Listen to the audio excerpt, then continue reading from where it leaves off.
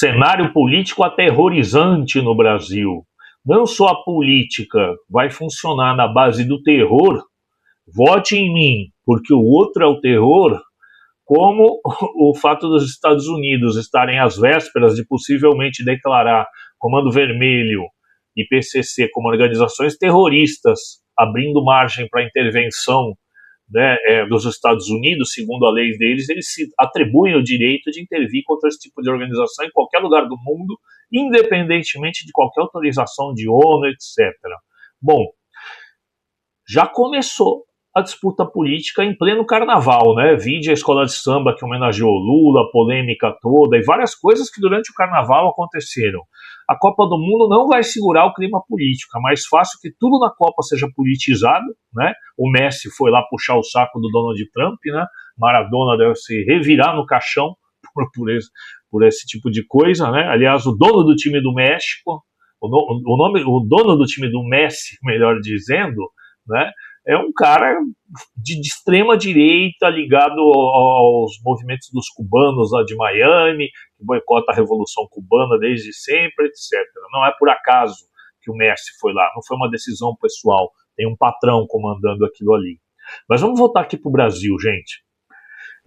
Eu queria tentar fazer uma ligação entre o clima de terrorismo político que vai vigir nas eleições do Brasil nesse ano e o movimento político que o PT, um antigo partido de esquerda, que hoje está mais para centro-direita do que para a esquerda, tem feito nos últimos tempos. Antes de me xingar por essa última frase aí, acompanhe e vamos ver se isso não faz sentido, tá? Pensa numa gangorra, tá? Pensa nas forças políticas como uma gangorra. De um lado tem alguém de esquerda, de outro lado alguém de direita, e a gangorra está pesando mais para a direita. O que é que você faria para equilibrar esse jogo? Ou para levar esse jogo para o centro, minimamente? Se o peso maior está na direita, né, aí sim a gente poderia falar de polarização, você joga peso na esquerda, no outro lado. Você não tira peso da esquerda. Mas o movimento que tem sido feito obedece outra lógica. Ele não é um movimento de colocar peso na esquerda para se contrapor à direita. Não, ele é um movimento de se aproximar do centro para anular a direita. E se a metáfora mecanicista e bem tosca, como tosco é o nosso cenário político, tiver sentido, avalie você mesmo, quando você caminha para o centro e alguém está pesando à direita, a gangorra fica para onde? Para a direita.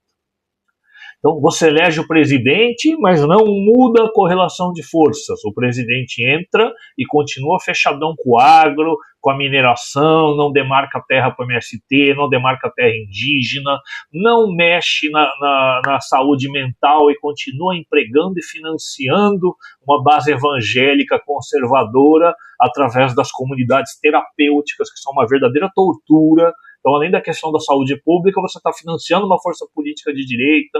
Isso para não falar de arcabouço, de teto de gastos, de taxa de juros, um monte de coisas que a gente vem falando e que em outro vídeo eu vou fazer um balanço mais meticuloso aí do que foi o governo Lula no sentido de caminhar para centro-direita nesse último mandato.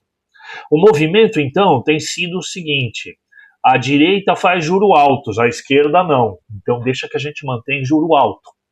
A direita beneficia o agro, a esquerda tem um discurso do meio ambiente e dos indígenas, então deixa que a gente vai ajudar o agro.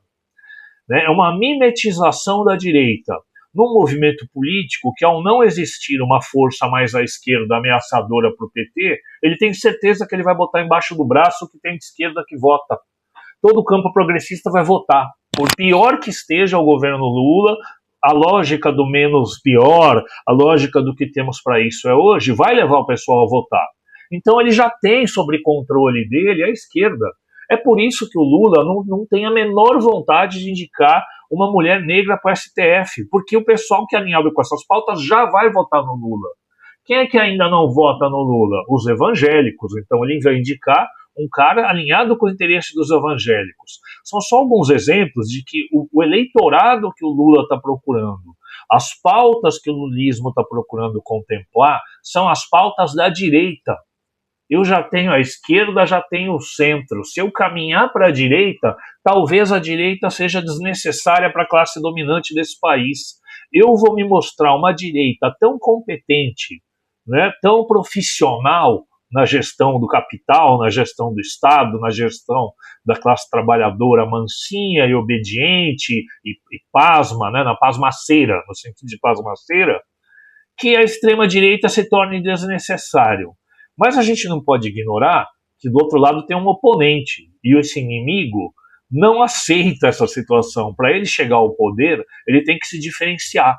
Então, se ele está na gangorra sentado normalmente, ele vai botar mais peso ainda ali, ele vai inclinar o corpo para trás, ele vai se deslocar mais à direita. Então, há uma relação entre o deslocamento para o centro do PT, depois o deslocamento para a centro-direita do PT. Está aí o Alckmin, que era PSDB, e, a não ser que eu me engane muito, o PSDB era à direita no Brasil durante décadas, né?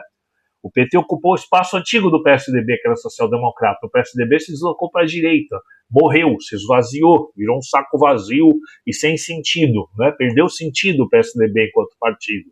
Agora o PT está fazendo um outro movimento, que é caminhar do centro para a direita. E a direita vai caminhar mais ainda para o extremo. Né? Vai caminhar para a extrema-direita. Então esse movimento, ao contrário de anular a direita, porque o PT se mostra uma direita mais civilizada, que come com talheres, né? Mais bonitinha, mais educada, que fala bonitinho, que tem o seu Haddad formado na USP, né? Todo bonitinho, todo engomado. Não, a direita vai se radicalizar mais ainda. Então o espectro político todo é empurrado à direita. É um falso pragmatismo achar que o deslocamento à direita, essa frente amplíssima, né, que inclui no antifascismo aí Geraldo Alckmin e Simone Tebet, por que não? Né? Foi assim que caracterizou-se a frente ampla, uma frente ampla antifascista. Antifascismo inclui tudo que é antifascismo, inclusive a direita liberal, né? Desde que ela seja democrática, está tudo certo. Não importa o quanto ela seja capitalista, o quanto ela seja liberal nas relações de trabalho, na economia. Então, esse é o cenário. E aí, para arrematar com a questão do terror, né? Qual é a única pauta que a esquerda perde, entre aspas, para a direita e que a direita teria um monopólio dessa pauta, né? Porque na economia as coisas não melhoraram, mas também não pioraram. Não dá para atacar tanto assim o governo. Então a direita levanta a bandeira da segurança pública, que está grave. Nós somos um dos países mais violentos do mundo. Todos os dias aí a gente tem todos os índices criminais, né, de feminicídio, de estupro, de assaltos, de facções. Tudo isso aí é um problema real para a população, um problema real para o pobre que parcelou o celular em dois anos e tem o celular roubado no ponto de ônibus. Quem tem discurso para essa pessoa? A esquerda tinha um discurso. O discurso da esquerda era que a criminalidade decorre de fatores socioeconômicos, que não adianta só combater o crime sem mudar estruturalmente a sociedade. Mas como a esquerda abriu mão de mudar estruturalmente a sociedade, de fazer reformas que sejam, esse discurso cai no vazio, até porque já são 4 mandatos de PT, né? O que está esperando para melhorar, para chegar, enfim, na criminalidade? A pessoa que quer resposta para já vai cair mais fácil no discurso de mata todo mundo, de prende todo mundo, de reduz a maioridade penal. Quem tem esse discurso é a direita. Aí algum brilhante gênio estrategista do governo federal falou, vamos fazer um projeto de lei de segurança pública, o PL antifacção, e aí entrou na pauta do debate político o tratamento de algumas das organizações criminosas como organizações terroristas, que abre margem não só para enquadrar movimentos sociais como organizações terroristas, mas em enquadrando facções criminosas como organizações terroristas, os americanos já brilharam os olhinhos ali, porque pela lei deles, qualquer organização considerada terrorista dá direito aos Estados Unidos, segundo a sua própria lei, obviamente, de intervir em todo e qualquer lugar do mundo, independentemente de onde. Eles não estão... Acabou a ONU, né, gente? Vamos falar sério, acabou. Eles fazem o que querem e cada um por si. Então nós estamos num ano que vai ter um terror duplo. Vai ter o terror da volta da direita, vote em Lula por pior que ele seja, né? Vai ter o terror de a gente poder ser sancionado, sofrer um tipo de intervenção, um tipo de ataque, caso os Estados Unidos julguem que existem organizações terroristas aqui. E quem é que trouxe essa pauta, Baila? senão o próprio governo federal tentando emular a direita. Eu acho que só isso bastaria para a gente fazer uma reflexão muito séria sobre o que é de fato polarização política, porque nós vivemos uma falsa polarização. Nós vivemos uma disputa pelo campo da direita, onde o PT tenta ser uma direita civilizada e profissional para gerir o capital para a burguesia, e nós temos uma outra extrema-direita mais tosca, mais atrapalhada, que talvez não seja tão capaz de fazer isso para a burguesia, mas com a qual a burguesia tem laços afetivos muito antigos e muito sérios. Ficamos por aqui. Em breve a coluna Economia Popular também retorna. Abraço geral e não nos aterrorizemos.